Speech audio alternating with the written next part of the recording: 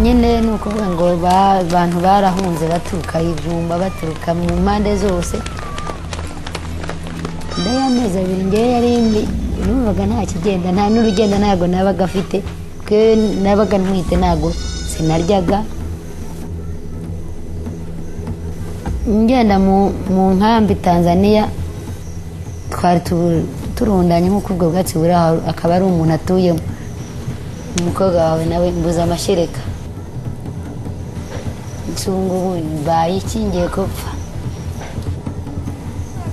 umukobwa wanje yitwa Nzamwitakuze ariko impamvu ko umwita ngo Nzamwitakuze buriya yari avutse ari ibyara rya kane noneho muri abo bane nyine urumva ko abo bandi bose bari barapfuye ntabahari tubaho dutyo imyaka rero ibiri irangiye ati ubwo nibwo twagarutse tubaha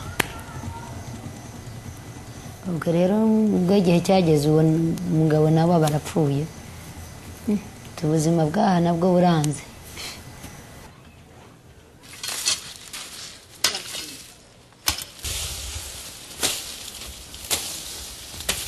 nasabwa nirirwa nicaye kandi nticara ntabwo nicara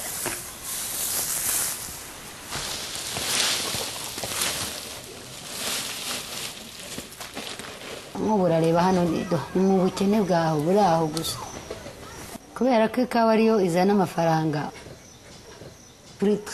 turirira twasaruraga iki gitumbwe gutya tugashyira ku ibuye tugasya gutya ku ibuye barangiza ukajya kuvoma ikibido bavayo ukashyira ikawa mu kiriya kintu kiriya kibindi barangiza ukaronga uzi kwikorera ikibido kizamura hano hepfo yewe ekerayo. Atanazi has the opportunity to produce high quality coffee due to the high altitude of her farm. But a lot of the value was being lost because the processing was being done by hand. A wet mill was needed to process the coffee and preserve the quality. TechnoServe provided training to help the farmers prepare a business plan, secure a loan, and operate the mill. The result was better coffee, higher incomes, and a better life for Atanazi.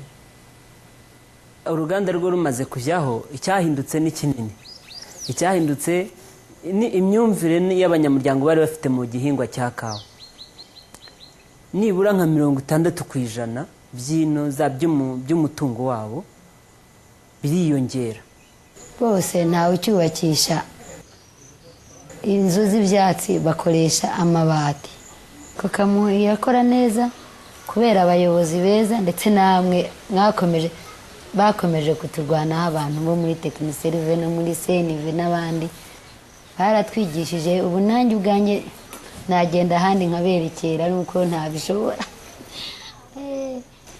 nanjye byaba nk'umumama cyo kiri imbere n'abana banje nzagwa imbere inyuma amafaranga iyo nazanye bivanye kuri Kokamu uyu mwaka natanzemo mituweli y'abantu 5. A few months later, Atanazi's daughter woke up with a fever. It was malaria. Without health insurance, she might have died. But instead, Atanazi took her daughter to the clinic, she received treatment, and she was back home the same day.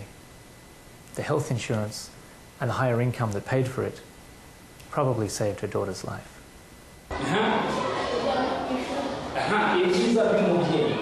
Kwiga k'umukobwa wanjye ye nibyo bya mbere ngomba kumukurikiranaho amenye ubwenge atera imbere. Abana benshi bajya mu ishuri kubera amafaranga tugenda dukura muri ibi bikorwa mureba ku by'iyi mashini kaho dusya inyungu tugenda tubona. No kuvuga ngo ubu ngubu kubera ubuzima mfite ubu aha nta mutima uhagaze mfite. U Rwanda ndarukunda hose ko nabukiyemo ndaruhungira he. U Rwanda ndarukunda. iyo ndebye imbere hako kamu hazaba ari heza cyane rero ndabona tuzaba bakire tuzaba bakire hazaba ari ahantu heza cyane ubuzima afite ubu ndishimye kuko none se ubu ndishimye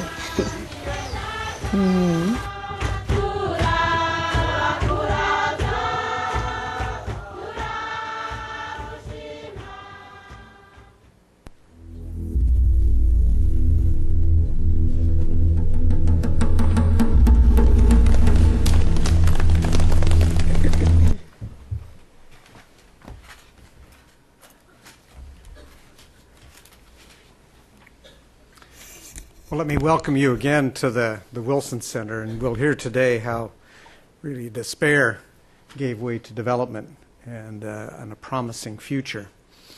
We have, let me introduce myself. I'm Kent Hughes. I run a program here on America and the global economy. And before we start, some of you may be new to the Woodrow Wilson Center. Let me just say a word about the center. This is a living memorial to Woodrow Wilson. As you may know, he is the only president to have had a PhD. In his era, he was actually quite a prominent political scientist. Went on to be president of Princeton and then governor of New Jersey and a two-term president. And he often said that the policy analyst, the student of policy, and the policymaker were engaged in really a complementary endeavor. So when Congress was thinking about a memorial to Wilson, they finally rejected one more marble statue or monument and created this living memorial whose mission is to try to bring together both sides of Wilson's life, trying to bring together the best thinkers, the best people who are actually out in the world doing things together with the people here in Washington and elsewhere that are actually making policy. Well, this is a really special occasion. It's very rare that you get a taste of what we're going to talk about before the event actually starts. And I must say, this is my second introduction to Azzurri coffee, and I got a little education about how to think about it, because I recognized tastes that I couldn't quite articulate, and I'm probably hooked now. We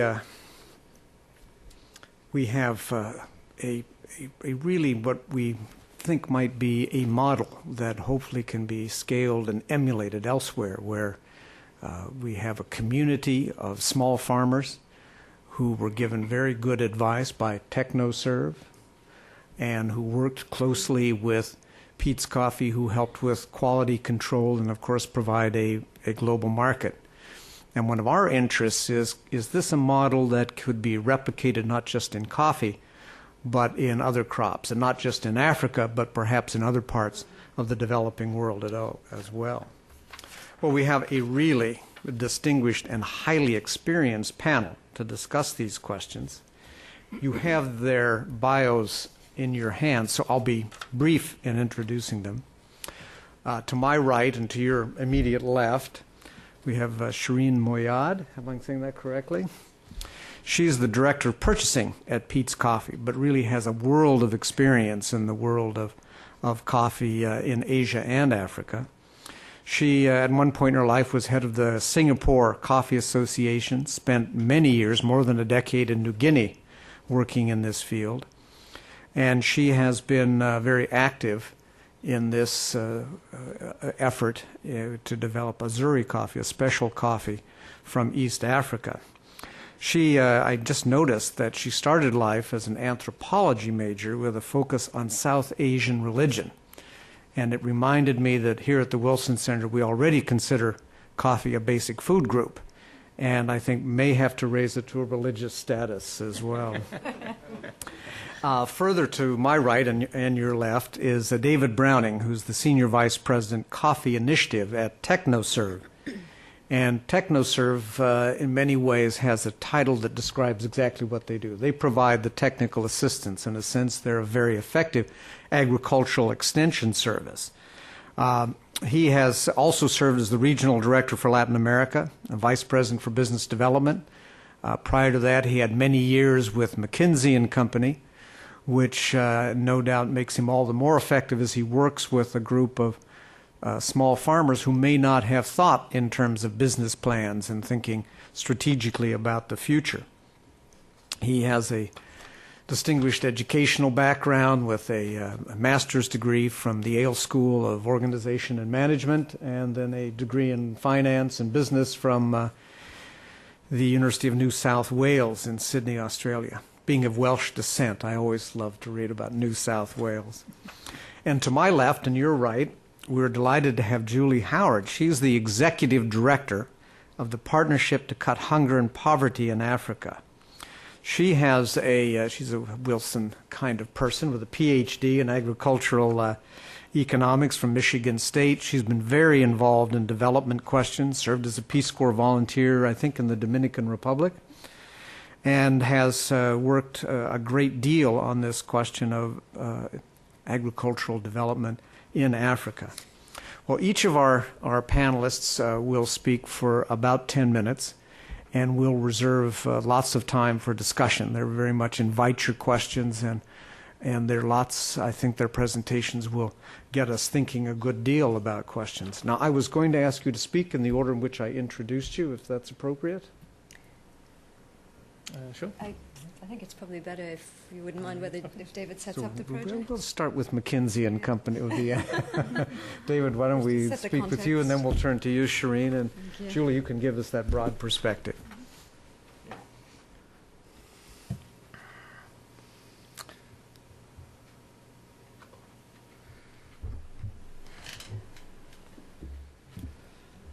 Well, thank you, and thank you to the Wilson Center for inviting us here today. It really is a pleasure to be here. In 1966, a young senator from New York, Senator Robert Kennedy, made a trip to South Africa, and he gave a talk at some university students in Cape Town, right in the depth and the midst of the apartheid era, and in that speech, a part of his speech were the following words: that each time someone stands up for an ideal, or acts to improve the lot of others, or strikes out against injustice, he sends forth a tiny ripple of hope. And crossing each other from a million different centers of energy and daring, those ripples build a current which can sweep down the mightiest walls of oppression and resistance. And Nelson Mandela probably didn't hear those words. They probably didn't carry across the waves to Robben Island where he was incarcerated. But the words did carry. And they carried to a young man living here in the US by the name of Ed Bullard. And caught in the spirit of the times, he decided that he would go to Africa to try and do something to help those who'd been born into a less fortunate circumstance than himself. And he worked in a hospital in West Africa and had a child die in his arms. And at that point he said, this will not stand.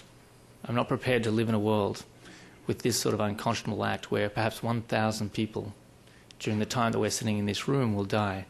And they'll die without fanfare and without notice, much like Atanazi's husband and Atanazi's 3 children that you just saw in this film. So he went back to America, determined to dedicate his life to changing this situation of poverty, and particularly rural poverty in the developing world. And when he came back to sit down to decide what he would do and what sort of organization he would create, he was troubled by some of the things he'd seen out there in Africa in the way that philanthropy was being conducted. The first thing he noticed and he was concerned was this challenge of well-intended help providing a cycle of disempowerment. And so when things were given away with well-intent, it sometimes led to people looking for the next handout as opposed to looking within for that way out of poverty. And he was wrestling with how do you avoid that situation. He was also concerned by the challenge of oversight of philanthropy. And this idea that a lot of well-meaning aid didn't make it into the hands of the people that it was intended to, and how challenging it was to ensure that aid went to its intended recipients. And so as he wrestled with those problems, he set up an institution which would provide business training, just advice, not giving things away, just giving business advice, with the idea that that would sidestep some of the challenges he saw in philanthropy. It would empower people And it would focus on the things that he heard when he was talking to people out in the villages of Africa, which is they wanted jobs, they wanted higher incomes. And so with that idea, he set up Technoserve, an institution.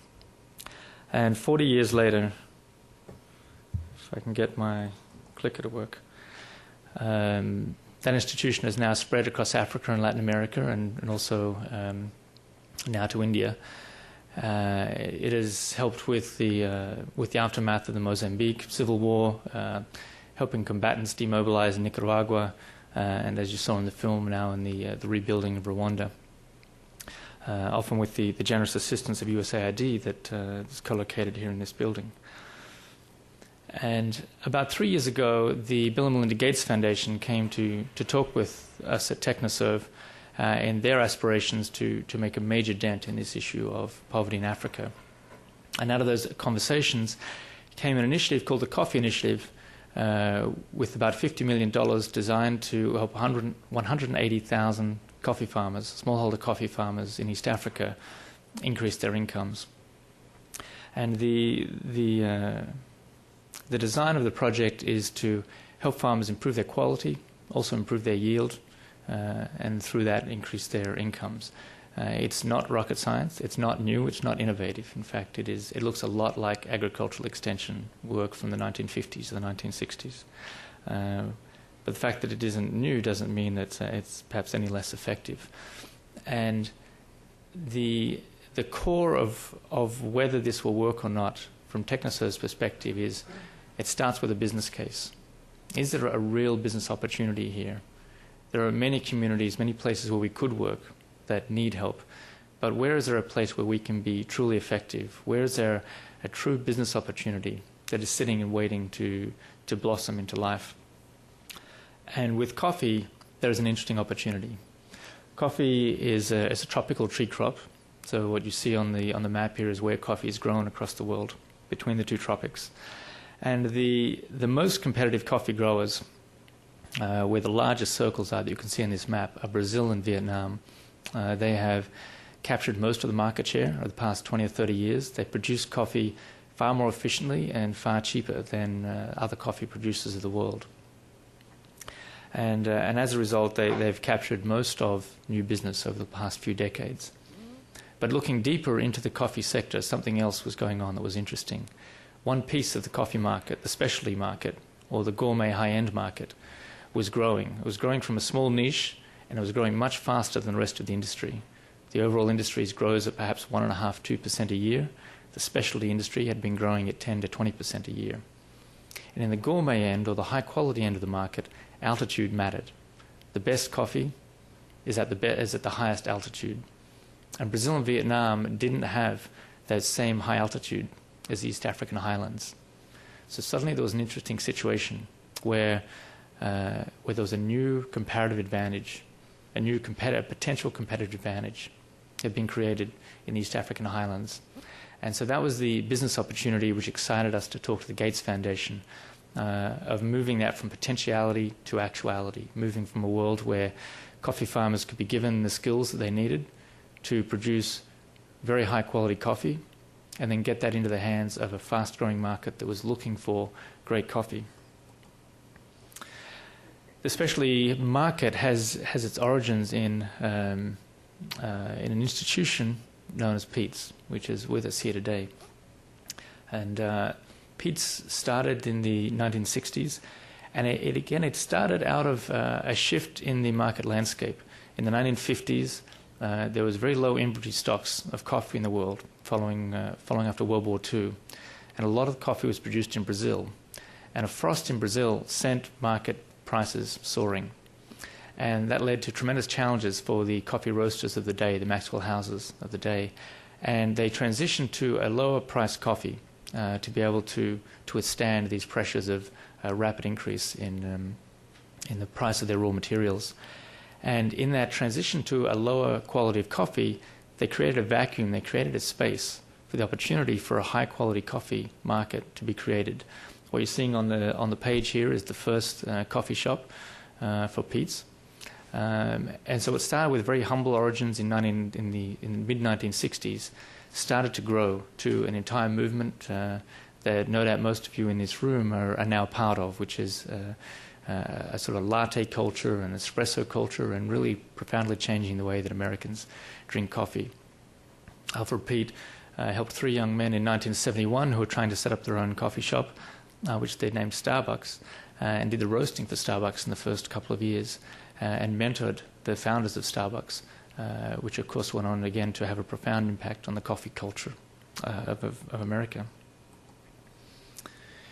So as I've mentioned, this new opportunity exists in 3 broad parts of the world. The East African highlands, as you can see in the middle of the picture, the Central American spine in Latin America, and some of the mountain ranges through Indonesia and New Guinea.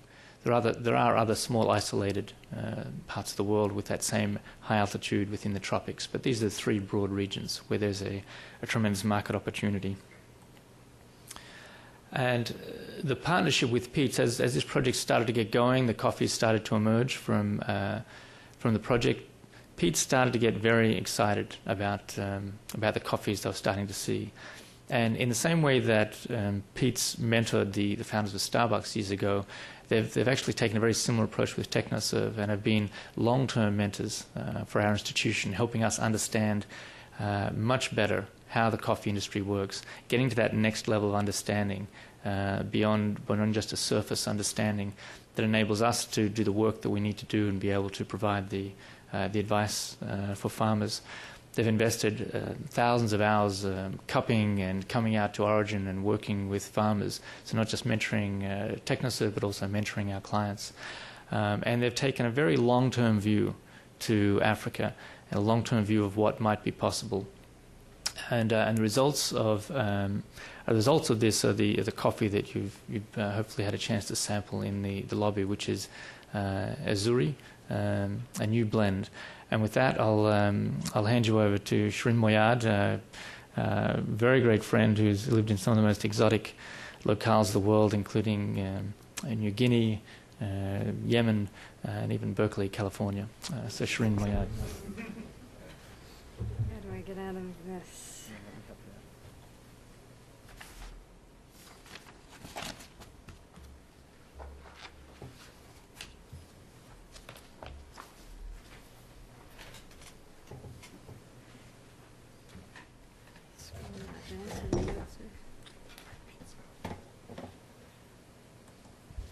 Thank you.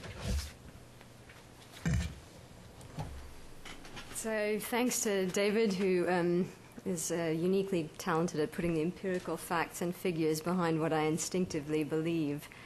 So I'd like to take a moment to explain how the Coffee Initiative translates into what we do at Peet's, high-end specialty coffee roaster, as you've just heard. I like to think of Peet's and the Uzuri African blend we've created with TechnoServe as being the commercial end of this equation. So we're the mercantile dot on the I or the cross on the T. And without an outlet for the coffee, the project really has little viability. Where do I go to next?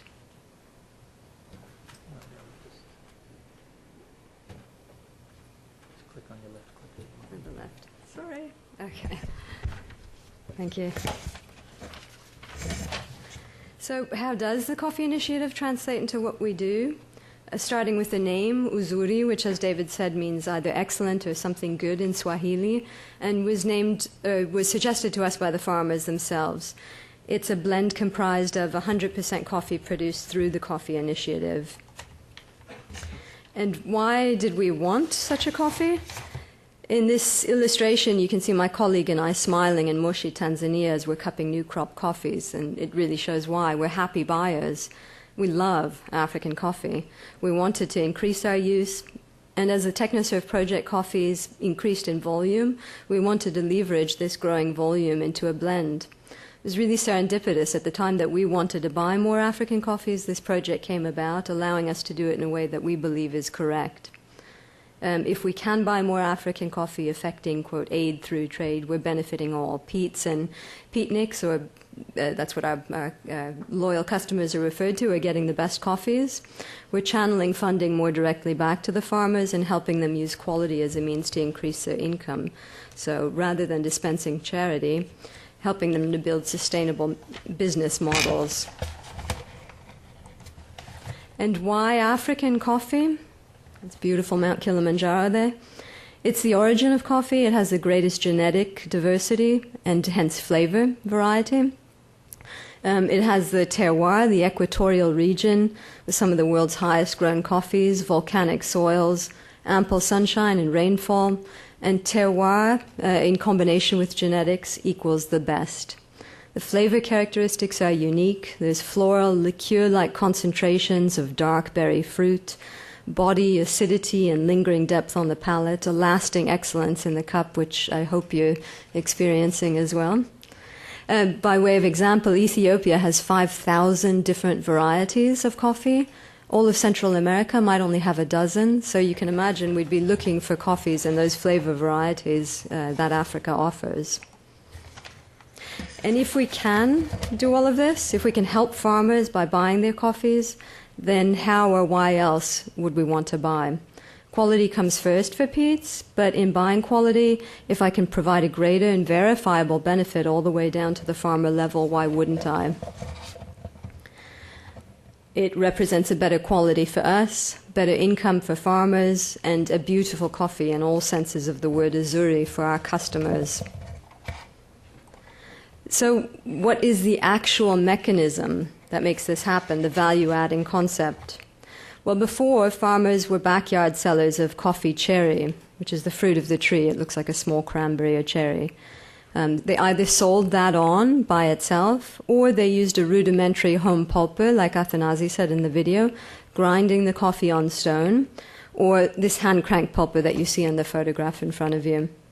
And the two main problems with this model, of course, were lower quality and hence a lower price to the farmer. They were further back up in the processing chain and therefore disconnected from participation in the ultimate market.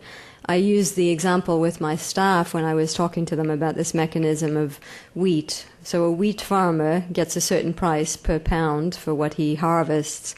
If he mills that into flour, pound for pound, he's getting that much more. If in turn he bakes it into bread, pound for pound, he's getting that much more because he's moving up the processing chain. And it's a similar mechanism here for the farmers. As they move up the chain, the value chain, and as they produce better quality, so they receive greater ownership of it. So now they've moved from home processors of their own fruit to village business groups or cooperatives.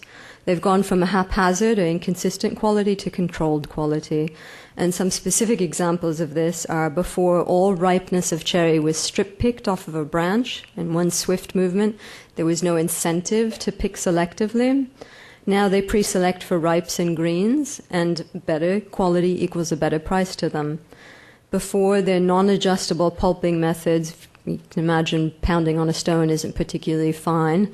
And now the above machine, which it doesn't really look like much, but it produces quality. And again, better quality equals a better price. Correct drying techniques, which prevent coffee damage and the diminishment of price to the farmer. So there's many other benefits in this method, not least of which is the consistency. And what looks like a very simple piece of equipment represents a direct investment in quality. What we do, and I'll give you the example of Rwanda as a specific instance, the best thing we can do is cup and assist in the end product. We're not in the aid business, nor are we agronomists, but we can identify quality and we can sell coffee. We made an ongoing commitment to help farmers discover quality when TechnoServe went into Rwanda. We offered advice on how growers can earn higher prices through quality, and our end of the bargain was cupping and evaluating samples sent to us. We devised a special cupping form, cupped hundreds of outturns, had weekly teleconferences back to Kigali, identifying where they could get the results for the farmers. Our senior roastmaster emeritus, this elderly gentleman in the photograph, Jim Reynolds, he visited first, did cup training, toured all the co-ops, speaking to the importance of quality and its effect on pricing.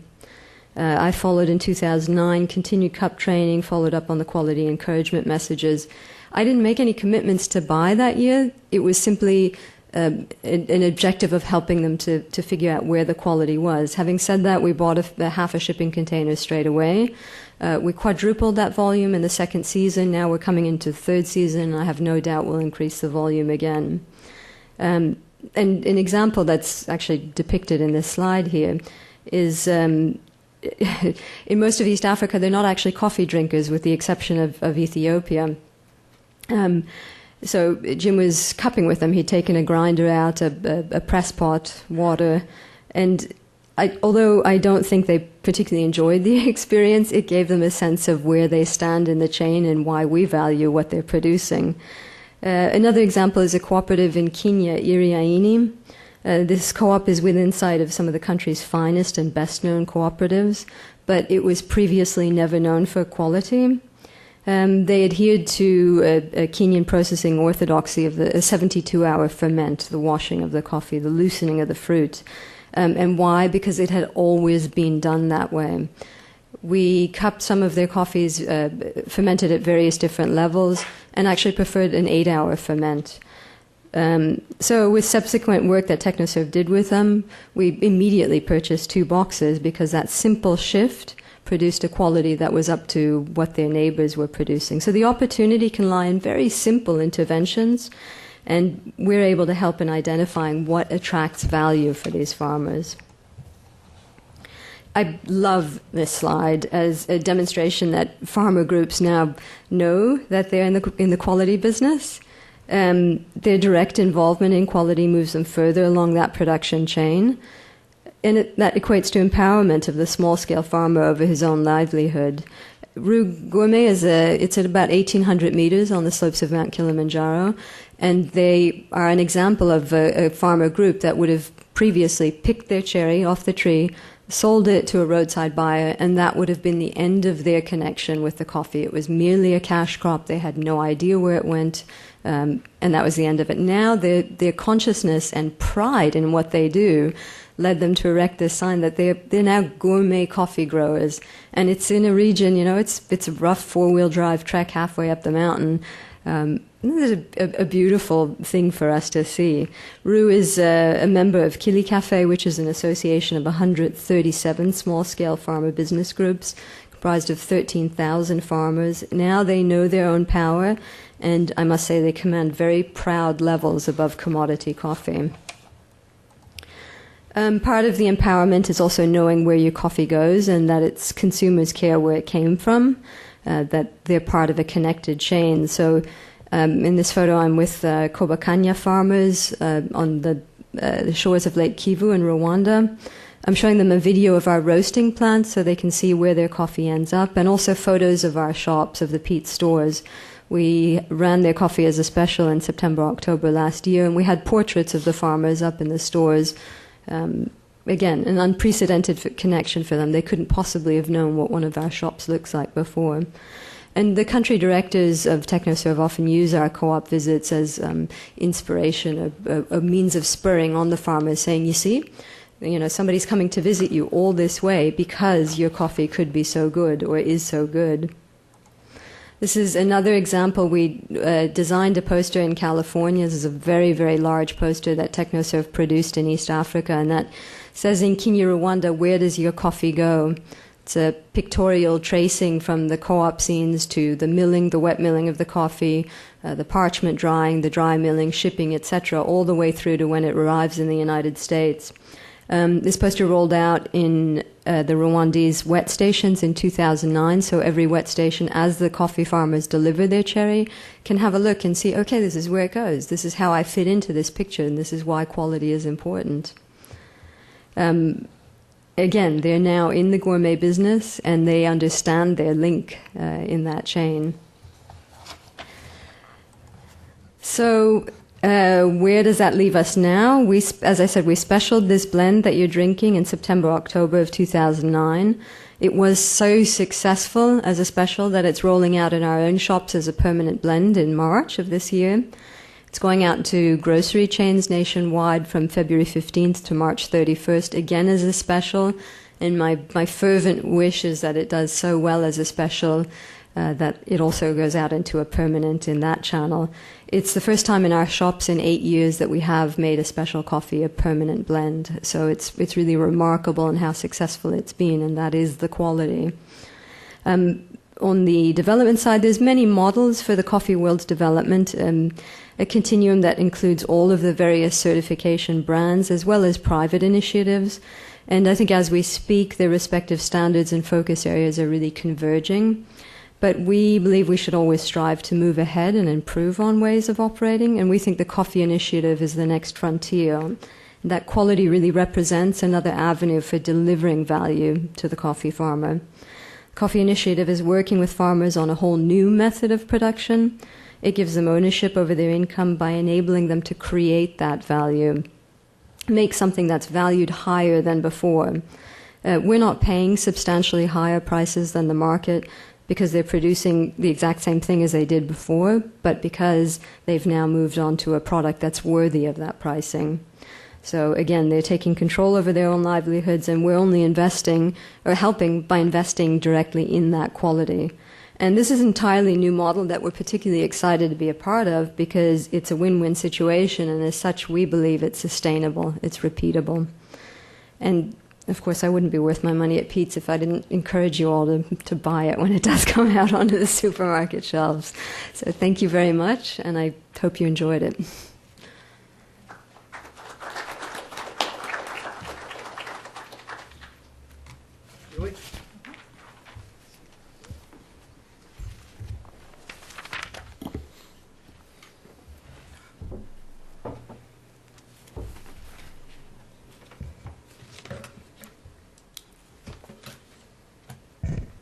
Well, thanks very much. Good morning, and it's wonderful to see, a sizable turnout on such a snowy morning. And thank you to this valiant group.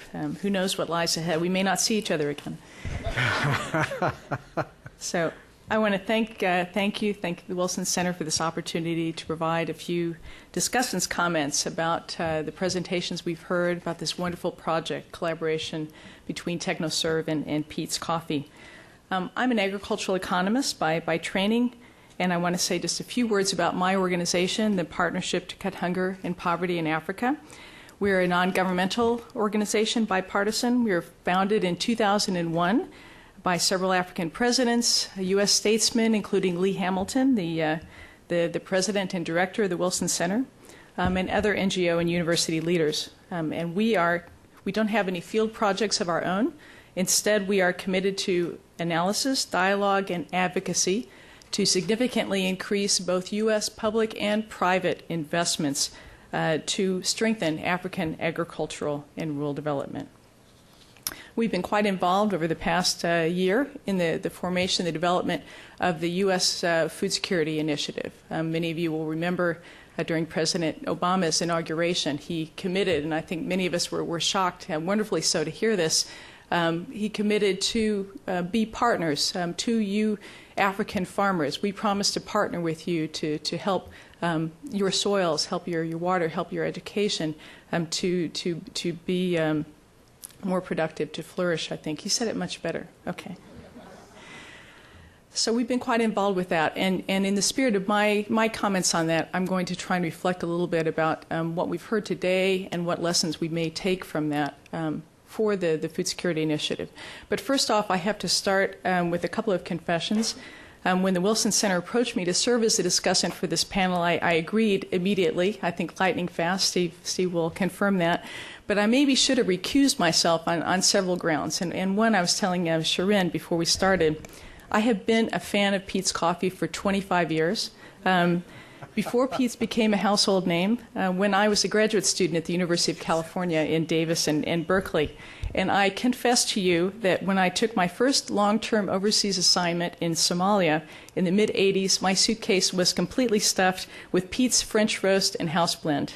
And so when the suitcase was opened at customs in Somalia, this waft of coffee odor nearly overcame the customs officials.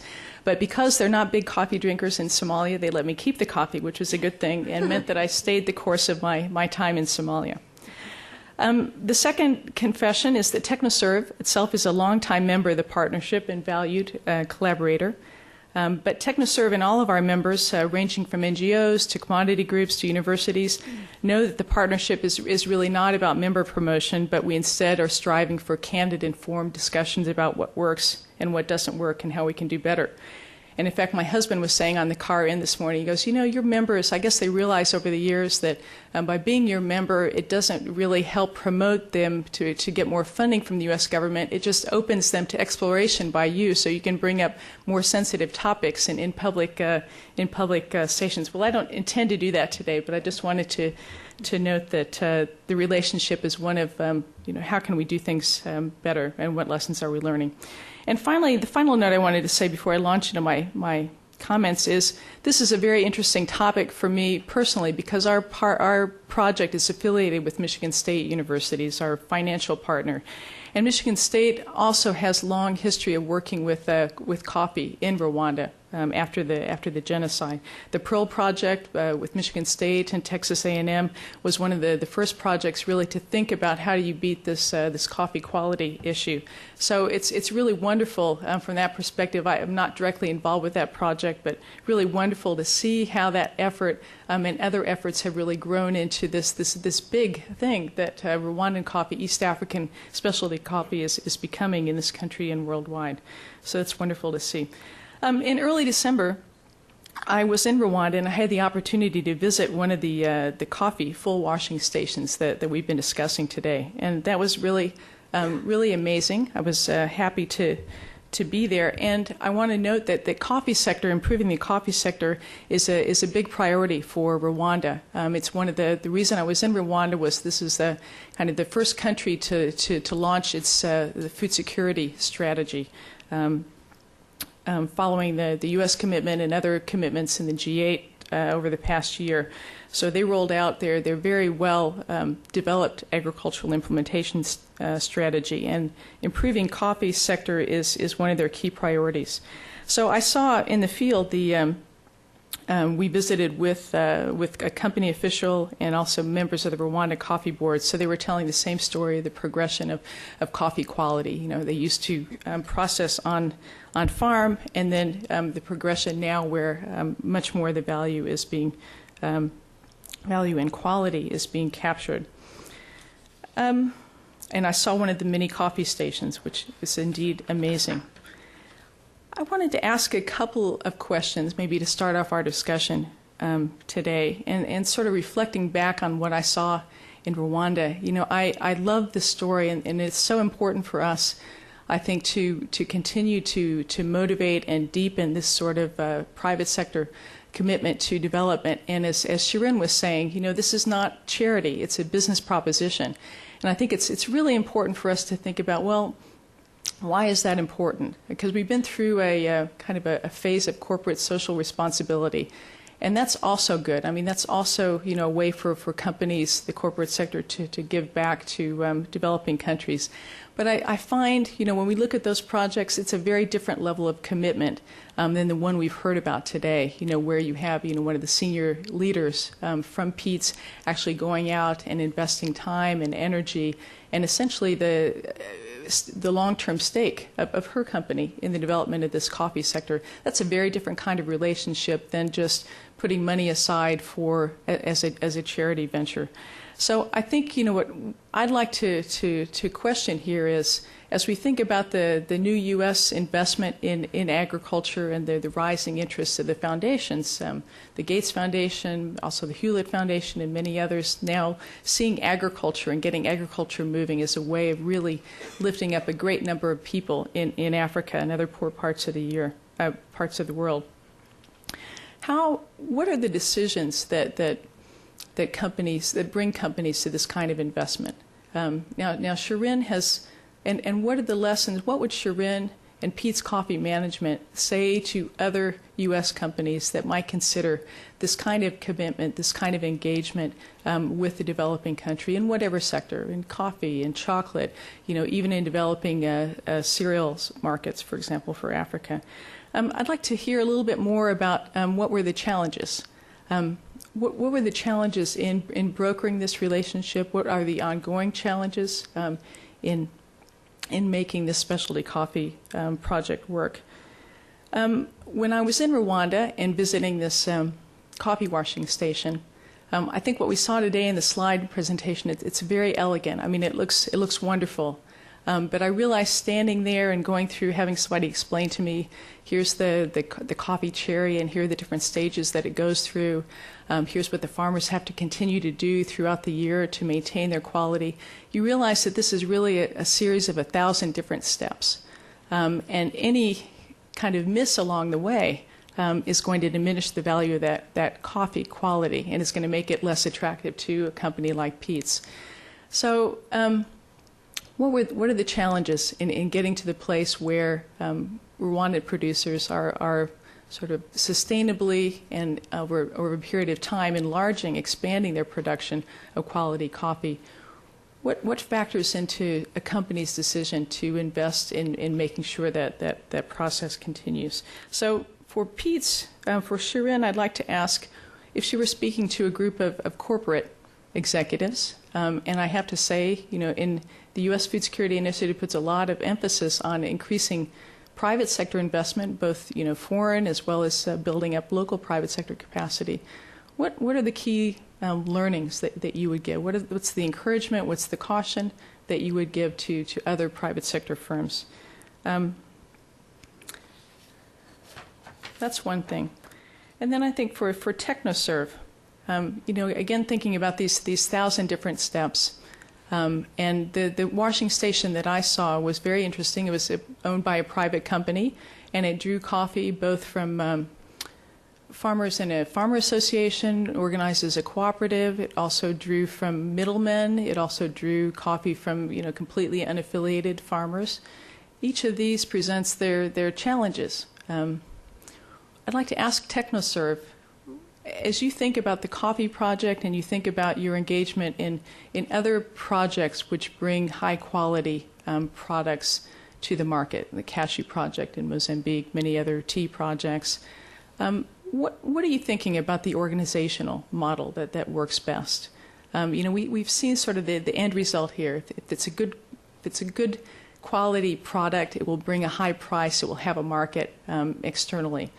But the extension that goes in, the farm record keeping, the continued engagement with the farmers, it was fascinating in this washing station to hear the company talk about the lengths they go to keep the farmers' attention through the year, to make sure that they're not sort of dropping off and not pruning their trees, for example, that they are fertilizing. So they give us incentives.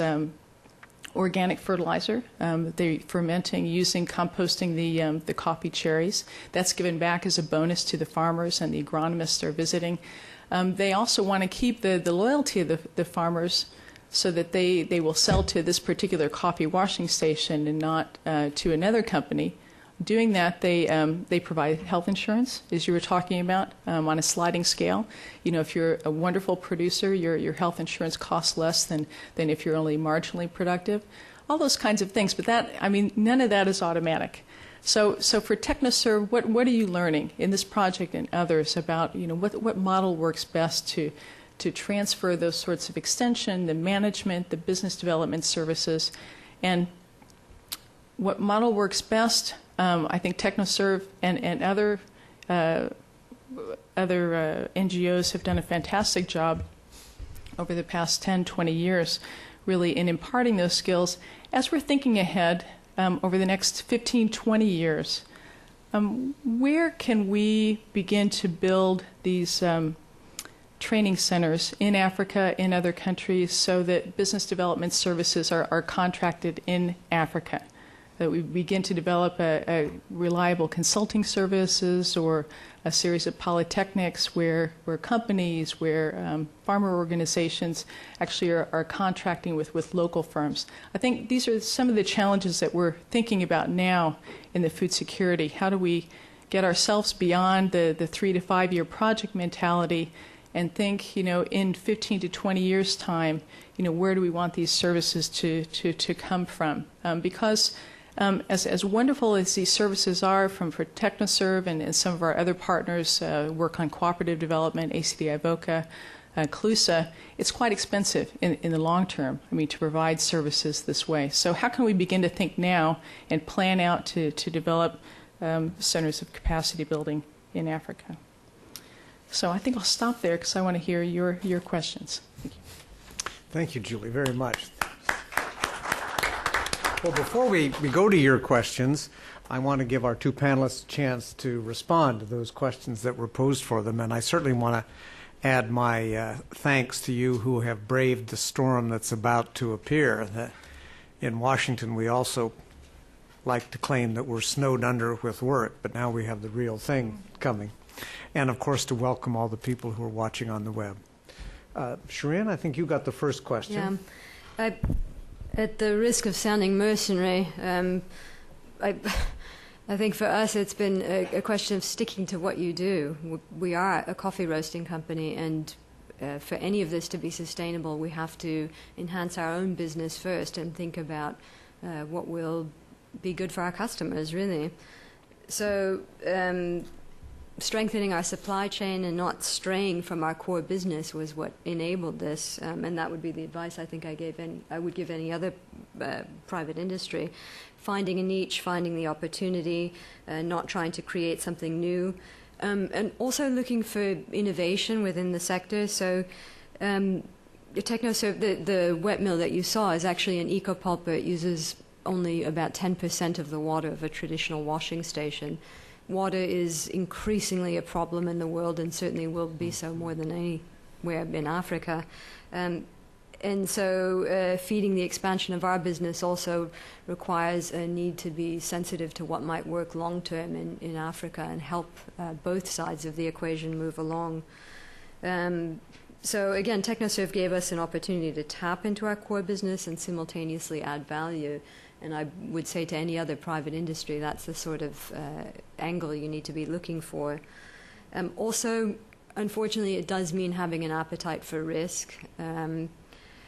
So weighing up the pros and cons, it's a cost-benefit analysis. For us, it was worth the risk because those coffees simply aren't available anywhere else in the world.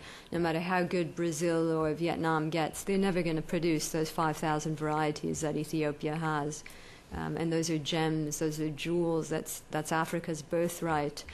So we were really quite lucky in being able to tap into that.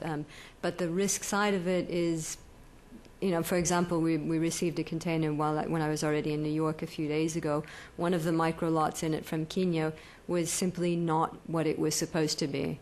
It was not the coffee I had cupped, approved, and contracted. So I have to deal with that mess now. I have to figure my way out of it. Not everybody is willing to do that. Not everybody wants to deal with that. And that you have to have an appetite for risk. Yeah, and I think sustainability is the key. Insofar as if you're doing something on a charitable basis, it's not going to last. It really has to benefit your business here, and at the same time benefit the origin country in order to be able to outlast a project such as TechnoServe's. When they're gone, this needs to be up and running. U.S. consumers need to continue to want the coffee, and African farmers need to have the expertise to continue to produce that quality for us. And David, what model works best? Well, let me say by starting that I think it's a little too early to declare victory. As Shirin has mentioned, this really is going to be a long-term process. So there are some great preliminary signs, but the real test about whether this is effective is going to play out over several years, and it really will be. The proof is in the business results. Is coffee being produced which is high quality? Is it getting to the port on time? To the roasting plant in time for Pete's and other roasters to be able to use it. If that isn't the case, then what you'll see is prices slowly degrade, purchases slowly dry up, and nothing changed from before. So long after the lights and the cameras have stopped rolling, the real question is whether this has had any impact. And this is I'd certainly caution that this is really too early to say whether this will happen. These are great early indicative signs, but that's about the start of it. In terms of challenges, building trust is a pretty important part of this, and it takes patience and it takes time.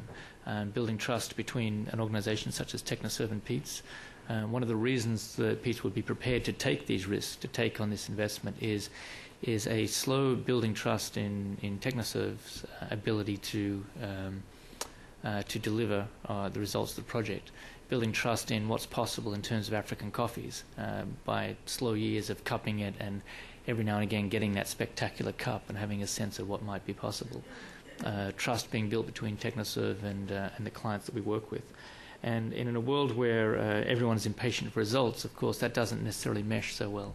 But a lot of the work of building trust was really going on for years before this project even started. We've been working closely with Peats for nearly a decade. So this question of patience and building trust is a fairly important challenge. I think it's often overlooked, I think, is the people part of the equation. The management team really matters. We care a great deal about getting a very, very strong management team, and I think Shireen could probably confirm that a big part of them making the commitment to do this blend, which is the first new blend that Peats has introduced into the marketplace in 8 years, so it is a very significant step for them, is around individual people. So it's not an RFP, it's not a proposal on paper. It's literally that Shireen has been out in the field, spoken, met with that team, ate with them, had dinner with them, has driven in trucks with them, and has a sense of confidence of what they can deliver. And this is the way that the world of private commerce works all the time, but it's certainly not necessarily the way that large development projects work by definition, because you're just dealing in much bigger chunks, much bigger blocks of ideas and actions, etc. One of the other challenges is the external environment.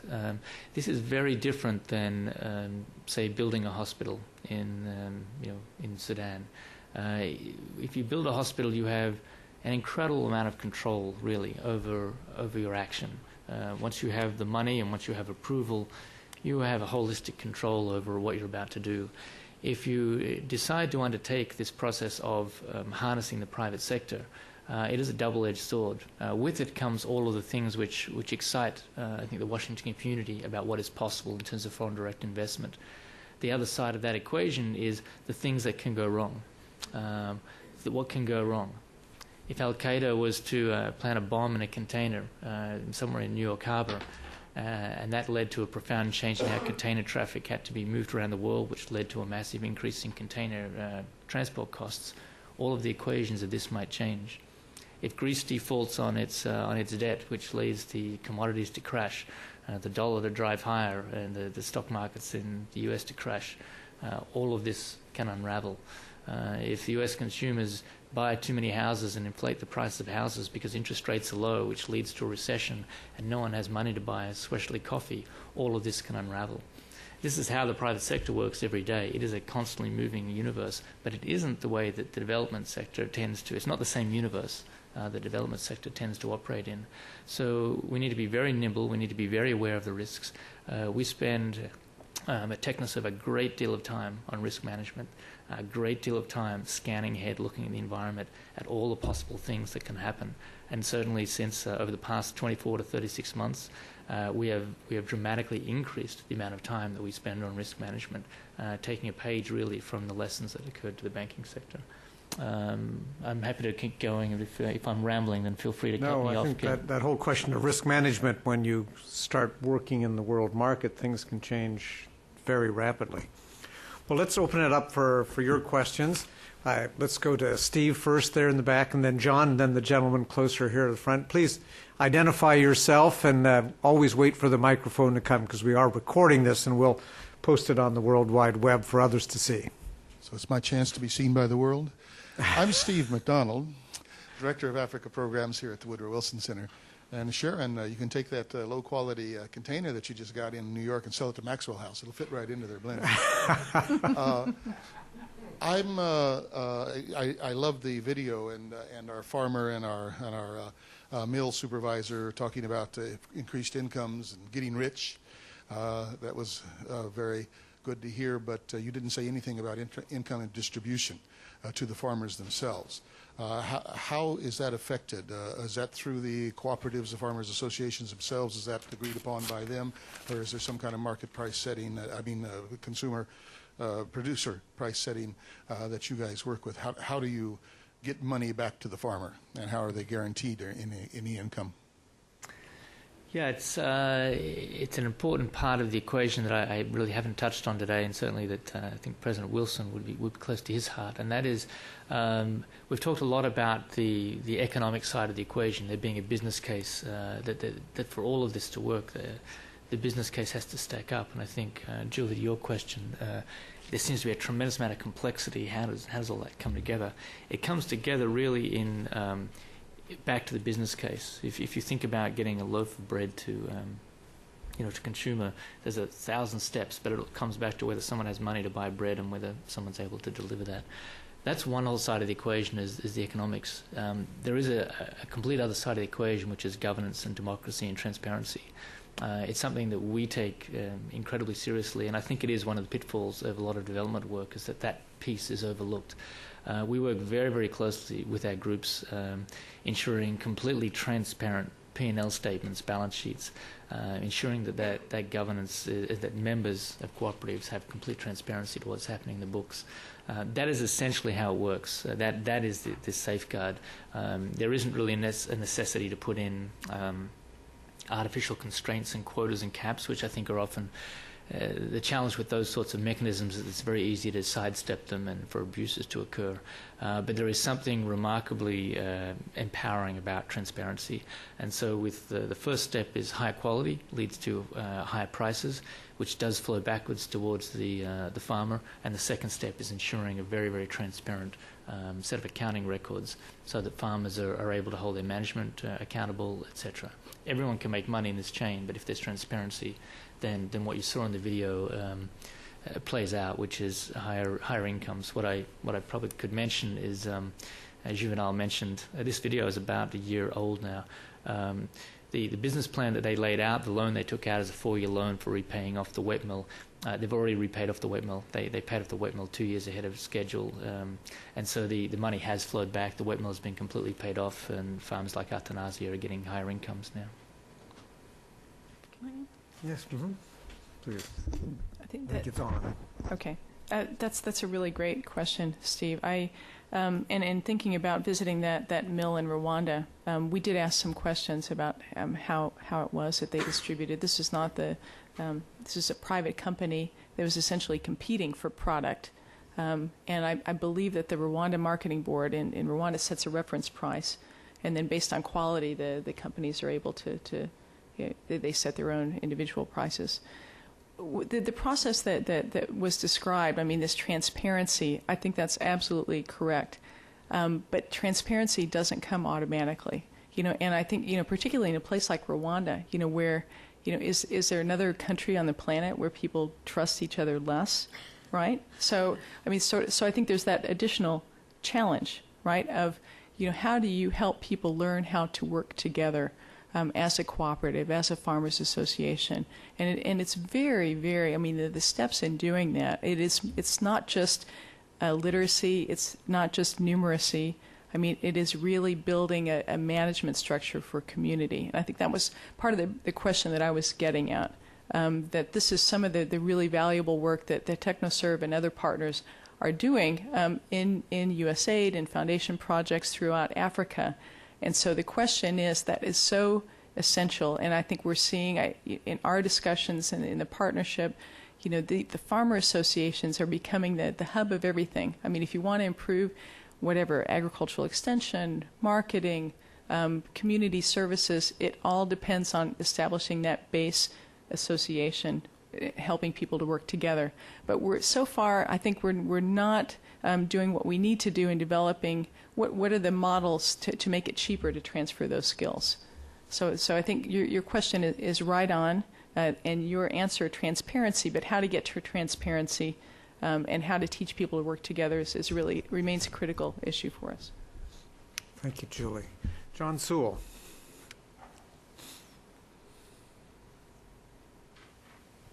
I'm John Sewell. I'm a senior scholar here at the Wilson Center. I've got a couple of questions, and I apologize because I happened to come in late. If they've already been answered, you could just not answer them again. I was curious about the relationship with aid agencies and what role they played, or was it TechnoServe with aid money alone? And are other aid agencies working in this area too? I mean, one can think that it's not impossible to improve the road that you had to take a four-wheel drive vehicle for, and that aid agencies are not bad at. Secondly, what was missing? I don't know enough speak up about a little bit? I'm sorry? Could you speak up or a little I closer to the apologize. microphone? What was missing that you had to put in place in two arenas? One is government policies. Marketing boards in Africa have a very checkered history, and the gains of the producer are transferred in very individual ways. A lot of them go into government coffers and so on and so forth. And the question of infrastructure, I mean, getting stuff from Rwanda down to any port is not easy. Did you have to replace that, or put it in place, I should say? And did you run into problems with the customs services, border guards, et cetera, et cetera, et cetera? Because the question, which Kent knows a great deal about, of trade facilitation is a very important one. How do you improve the efficiency of the whole operation? And finally, for Julie, my sense is that a large amount of money is going in from foundations to rebuilding African universities, which became disaster areas for a whole variety of reasons. How much of this is going into what I'll call the land-grant model for shorthand? That is, universities creating capacities to produce agricultural research, extension work, seed development, et cetera, et cetera, et cetera. I'd be very curious, because if they don't do that, then you're back to a traditional model of higher education, which isn't necessarily very relevant for African development. You start on aid agencies and Give the example of Tanzania first and the policy there. Sure. A particularly direct example, I think. Yeah, in terms of government policies, what was missing? Yes, TechnoServe does work very closely, hand in hand with the governments. In fact, one of the people on that video that now works with TechnoServe was the former head of the coffee board of Rwanda, to give you a sense of just how closely the relationship is. In Tanzania, as Shirin mentions, there was a challenge with how the coffee structure was set up, which was inhibiting the ability for Pete's to be able to access the best coffees they're looking for. TechnoServe worked very closely with the government, working out a way to provide an alternative to the national auction system, which would permit Pete's to come in, and that really that successful implementation, that change in policy, led to unlocking the Tanzanian market for Pete's. That was one of the first ways that Pete's and TechnoServe started working together close to a decade ago. So yes, there's a lot of things missing. Africa is certainly not a perfect place. I think that TechnoServe tends to take a pragmatic view of things, which is, look, the world is what it is. There's lots of things we could do, but what is possible? Where is an opportunity given the current status quo? Pepsi and Coke, no doubt, think it would be great if everyone just drank Pepsi, and Coke, no doubt, say, wouldn't it be great if everyone just liked Coke? But that's just not the world we live in. We live in a world where there are constraints, where the roads aren't necessarily as good as they could be, where the ports don't necessarily work. And I think our approach is, given that is the status quo, where is there a business case? For sure, the coffee market, the coffee sector in East Africa would be more viable, would be more exciting, would be more profitable if everything worked extremely seamlessly. But what is exciting about this project is, even though all of those things are not in place, even though the ports are certainly congested in Mombasa, even though the road infrastructure, particularly as you go further and further inland in Africa, it gets harder and harder, yet still there is a business opportunity. And Pete's and particularly the coffee industry have become very adept at going into these very inaccessible parts of the world for the last 100 years to secure these remarkable coffees. So I think that in answer to your question, what is missing, there are lots of things missing, and step by step we can approach those. But perhaps what's more interesting is, given what is now, what can be done. And the second part of your question around aid agencies, We also work very closely with aid agencies. In fact, USAID in Rwanda, as Julie mentioned years ago, was looking at and recognizing this quality coffee opportunity. So this was not a blinding insight on the part of Technoserve. This has been an emerging business case probably for the past 20 years, and certainly the aid agencies of Africa have seen this, but there's been all sorts of initiatives around this. So the work that Technoserve does is really just one piece of the puzzle. There's many things that can be done. There's certainly many things that can be done to bolster research institutions, that can bolster higher education, etc. I think we are particularly excited about I guess the pointy edge of the stick, if you like, the pointy end of the stick, which is doing things where you can get really immediate results, which put incomes into people's pockets immediately, because there's a tremendous multiplier effect there. If you can do something now which changes incomes, as you saw in the video, changes incomes now, that means more incomes that then flows out to other people. It means a higher tax base, etc. It means starting to slowly build these relationships, strengthen these ties with between the developed and the developing world. So lots of things can be done, and for sure they're important. We get particularly excited about things that can be done now, where you can really measure concrete results and start to build that virtuous cycle of more income, higher education, etc. Julie, what about African universities? Right. We could have a whole session on that. I think that's a very important topic. It's actually, I mean, we're getting kind of mixed reviews and mixed discussion about that whole area in Washington. In the food security legislation that's under discussion, Senator Lugar, Senator Casey's bill, there's quite a focus on capacity building and the need to address this gap now, higher education, tertiary education, because we've had quite, as you know, we've had quite a lot of focus on primary and secondary education, and partly because that's been so successful, you're now seeing quite a lot of demand for college education, and really exploding universities that are, as you note, kind of on more of a liberal arts model and less on a land grant model. So, I mean, we absolutely agree with you that this is an important step. I'd say, I mean, the community in Washington and beyond seems quite mixed about that. I've been to a lot of conversations where folks are saying, the land grant model, we're not quite sure it works anymore. I mean, look at the incredible role of the private sector in the U.S. and the role that it's playing in variety development, and maybe we need to do something else. Even many of the NGOs are saying this and saying, look, we've been doing without the land grant model all this time in Africa, and we've evolved our own extension models and research. We've made do, so just give us money to keep scaling up the make do that we've done. I personally think, that's a grave mistake, because, while, David, I agree with you that it's necessary to do the projects that put money in people's pockets, and without that, you'd have no dynamic comes. People will not be interested in change and looking at change. But I think, we have to look beyond the next 2 to 3 years, and that's the opportunity with this food security initiative, and the whole opportunity of looking at foreign assistance reform is really, where do we want to be 10 to 15 to 20 years from now? I mean, where do these skills come from? And there's no other answer except for tertiary education. And I would say, not just kind of the strict land grant model, but looking at what are the linkages to polytechnics, what are the linkages to community college type instruments that bring basic skills development opportunities closer to villages. So I think it's very much a live argument, and I hope that Wilson Center in the future will sponsor a discussion just on that topic.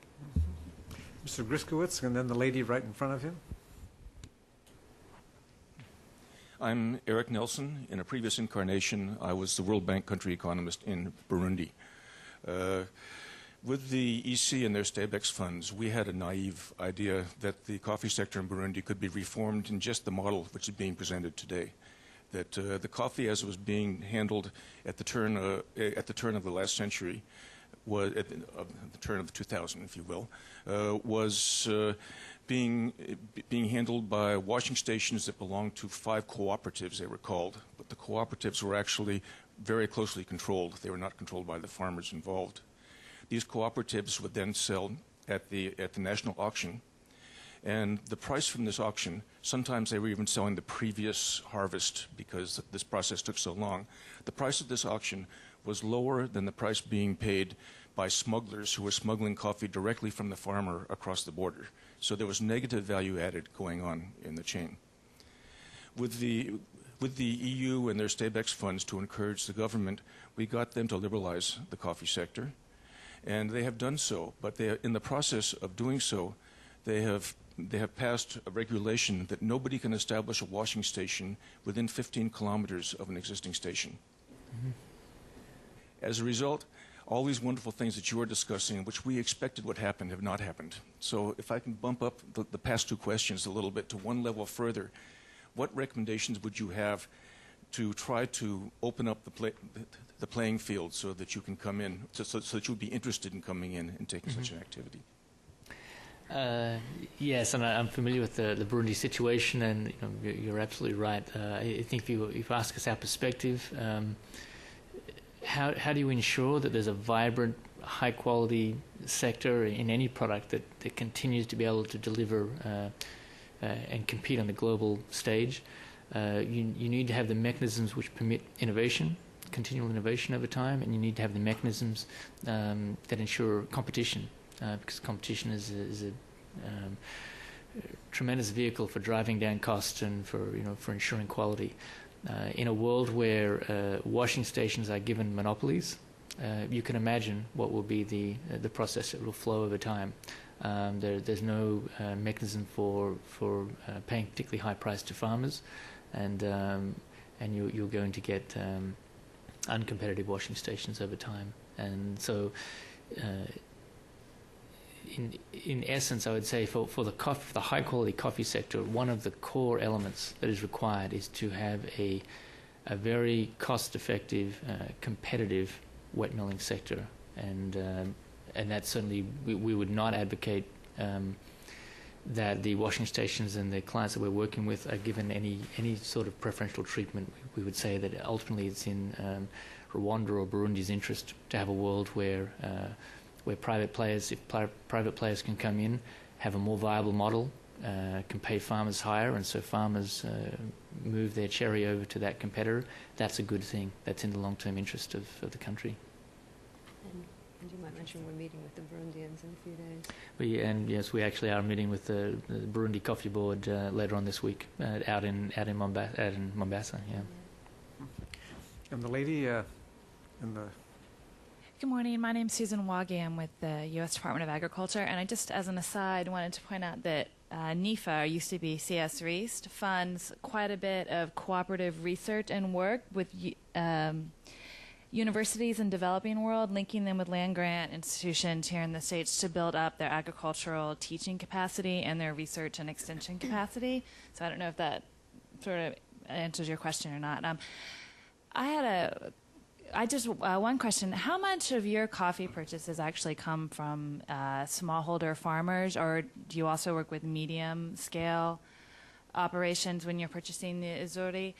And then, as we're learning, it can be notoriously difficult to purchase in bulk from smallholder farmers. So, and it seems that a lot of the more successful cases are coming where, especially in a situation like this where you're addressing the entire value chain and you actually have a purchaser, you're involving your inputs, you've got the middlemen, the processors. So at TechnoServe, where are you investing or working with people along the entire value chain? How are you getting inputs to the farmers? Just curious how you've structured this so that you can try and get, a reliable source of high quality product and continue to make sure that the farmers and the processors, how are you addressing extension as well to really how all that continuing education? Mm-hmm. In terms of size of the farms, yes, they're largely smallholder farmers, and that's really to do with how the project design, because the Bill and Melinda Gates Foundation are primarily interested in smallholder farmers. So we could do this work with larger scale farmers, but it's largely constrained to that universe. And obviously there is some spectrum in terms of size, but I would say the vast majority of farmers are less than 2 to 3 acres, let's say. That's probably 99% of the coffee that's going into Uzuri. In terms of how does the coffee get from smallholder farmers through to Peet's? We believe very much in a strong, vibrant supply chain, value chain, which involves highly competent, highly effective exporters that Pete's can have trust in.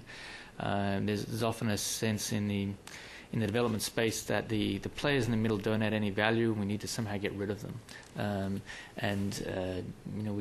We just have a 180-degree view on that. We see those middle intermediaries as being absolutely essential to protect farmers and absolutely essential to protect Pete's. If the exporters are removed from the equation or are somehow artificially removed, it could be that Technoserve could choose to play that role. And then when the project ends, we just leave and there's a vacuum again. Why are those intermediaries needed? Because it could be that the farmer strikes a contract with Pete's and then the rains just don't come, and they only have 70% of the coffee that they'd promised Pete's, and so suddenly they default. The intermediaries are able to get a sense of whether the contract is going to be able to be complied with. If it's not, they can go and hustle and try and find coffee from somewhere else, make sure it's the right blend profile that someone like Pete's wants, and make sure the contract is complied with. So we see intermediaries as being a vital part of the chain. We work closely with them, and absolutely having contract integrity, having players who can build a relationship with Pete's over time is vital to this. And again, that's a long-term process, building trust for everyone in the chain to start to have the right sort of incentives and carrots and sticks that the coffee makes its way through a chain. Wait, I want to get your. It's a good question. We want to be sure we have it. I'm sorry. Do you most of your contracting purchases made through co-ops or through the actual processors, or do you have contracts with the actual farmers? I mean, which do you find to be a more efficient model? In this particular case, it might not be generalized across all of the world of agriculture. As you saw in the video, the piece that was missing, one of the primary pieces that was missing here is the commodity coffee was being processed by hand. As Athanasi mentioned, you're using a rock. And what was needed was a machine that could have consistent control processes. That machine is about $8,000 to $10,000 investment, which is beyond the scope of an individual farmer. So there is a need for some economies of scale, which brings farmers together into a business transaction where they can write a business plan, get a loan and be able to have that mill. That might not be the case in a generalizable sense, but that's the case here in the specialty coffee sector. And so as a result, that's the natural organizing unit. All of that coffee is coming in. It is aggregated and averaged, if you like. It's the coffee from that particular mill. And so that is the organizing unit which then flows through to Pete's. So Pete's doesn't have a relationship with an individual farm or an individual plot. They're looking at that mill's coffee and whether they'd like to buy that mill's coffee. Perhaps Ethiopia is another example. Ethiopia is probably another example where legislation has or policy has now been adjusted to deal with this. So most of the coffees there are meant to go through an auction system, which is entirely anonymous. They've created a second window, if you will, a means whereby the cooperatives, these aggregates, can get coffee to us. And it's done through the help of a service provider. So somebody in the capital who dry mills the coffee for them and sets the terms of the export, because the reality is they're not exporters, and it's quite complicated, everything that goes into exporting. If I could just jump in and ask who actually made the loan, and to whom is it made? Is it made to the mill owner, or does the cooperative own the mill, or are there a variety of ownership structures? There's actually a range of different ways it can work, but yes, primarily the loan is made to this business entity, which is the mill, and that can come through from a range of different resources. I think certainly it'd be no shock to the people in this room that financing is really a core constraint, and that's one of the things that inhibits the ability for investment in agriculture to occur.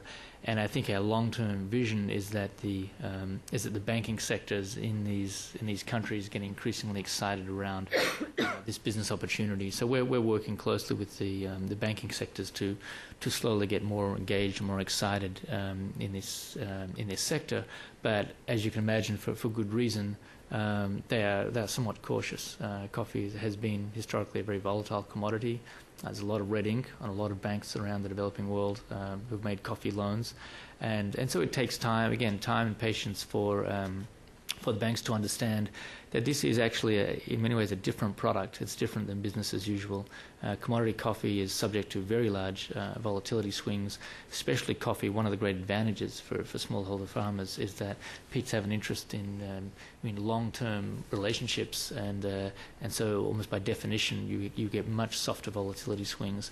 That translates into much less business risk for a bank. And so, again, slowly over time we're engaging, working with the banks, and we hope to bring them into this equation over time. There's the lady right here on the aisle. Thank you. Teresa Castillejos from Conservation International. Introduce yourself, if you would, please. Teresa Castillejos from Conservation International. Thank you. Yes, and I have been working with coffee for a while. So how do you engage the export companies in the whole equation? It's not a particularly challenging process, I guess. There's a very small number of exporters in a country. I think we certainly are working and coaching the farmers and their cooperatives themselves about what is the nature of this relationship, what does this look like. So I guess it's not a particularly difficult part of the equation, just by definition, because there's not a large number of exporters, not a large number of service providers, and I guess that list even shrinks further when you come down to part of the equation will be the degree to which farmers and their business entities are interested in doing business with a particular exporter, and on the other side of the equation, what is the past experience and the level of trust on the part of a roaster. And so you end up with a relatively small universe. In many cases it comes down to a fairly quick conversation about, yes, here's someone I've dealt with before that I have trust with and that the farmers have trust with. So it's maybe a little bit related with the last question.